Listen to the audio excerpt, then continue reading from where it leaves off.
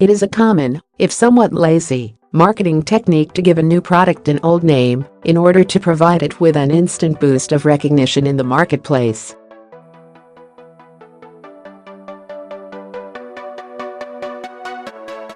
In the case of the Rogue Sport, such name loaning is at least halfway accurate. Nissan's new small SUV is essentially a shrunken version of the existing Rogue.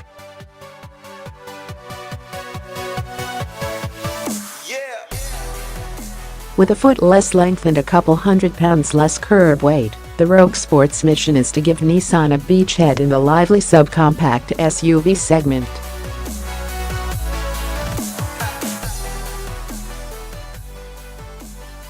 But when you get to the second half of the name, accuracy goes out the window. The Rogue Sport is no sportier than the regular, and decidedly unsporty, Rogue.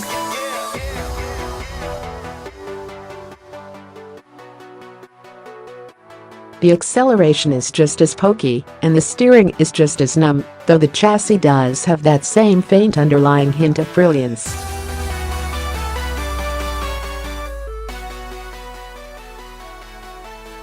Should you decide you can be bothered to push this wee crossover hard into the corners, the Rogue Sport might surprise you with its composure and agility, provided it hasn't already numbed your senses with its anesthetized helm and droning CVT.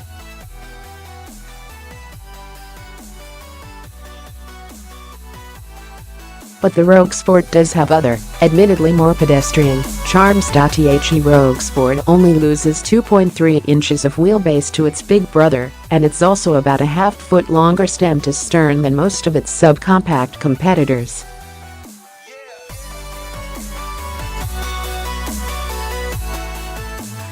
That translates to a surprisingly habitable backseat with reasonable room for adults, provided the front seaters don't ram their own seats all the way back.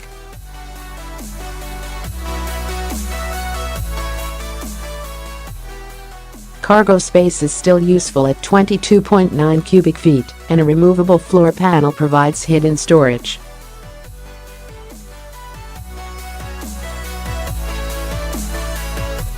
The back seats fold flat. No surprise that the Rogue's optional third-row seat is not offered in the Rogue Sport, but we do wish the reclining rear seat backs carried over.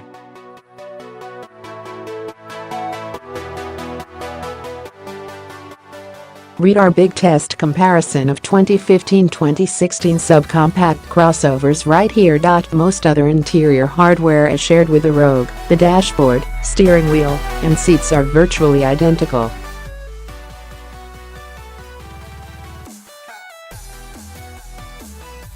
For the most part, that's a good thing. Just as the Rogue is based on the European Market X-Trail, the Rogue Sport is based on the Qashqai.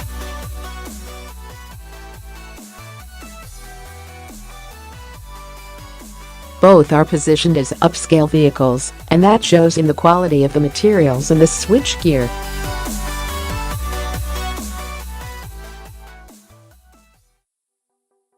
But what's almost shocking is the Rogue Sport's lack of infotainment technology. Android Auto. Nope.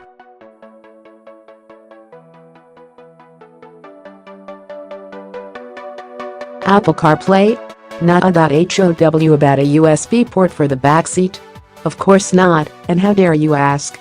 You'll get one USB port, and you'll like it.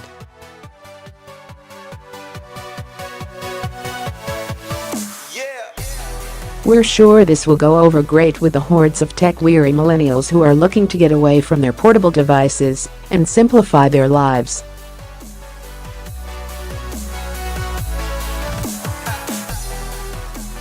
Another oddball aspect to the Rogue Sport is fuel economy. The Rogue Sport gets a smaller 2.0-liter four-cylinder that develops 141 horsepower and 147 pounds-feet, as opposed to the 170 horsepower, 175 pounds-feet 2.5-liter in the big Rogue.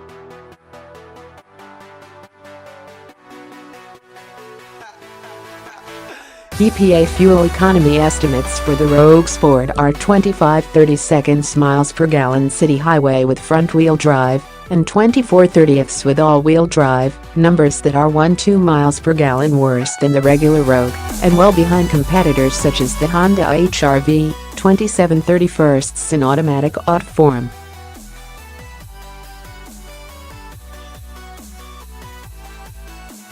Our prediction: someone in Nissan's engineering department is about to have a very unpleasant performance review.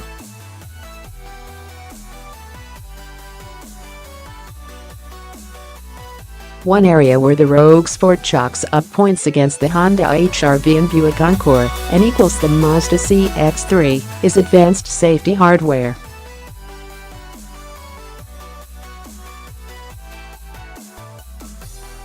Automatic emergency braking, lane departure warning, and adaptive cruise control are all on the options list, which is the good news.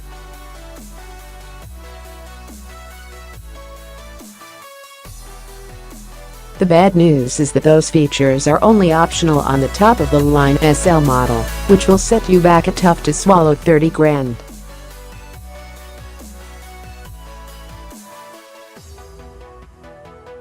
That leads us to the Rogue Sport's pricing in general. It could be a problem. With MSRP ranging from $22,380 for the basic front-drive Rogue Sport S to $31,625 for an Auto SL with all of the options, the Rogue Sport rings up $1 to $3,000 more expensive than the Honda HR-V, Mazda CX-3, Chevrolet Trax, and Jeep Renegade.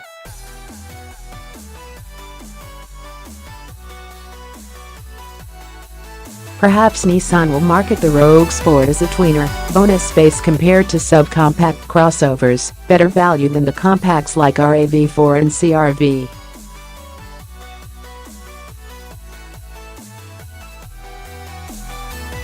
Now this review might lead you to believe that we dislike the Rogue Sport, but that's really not the case.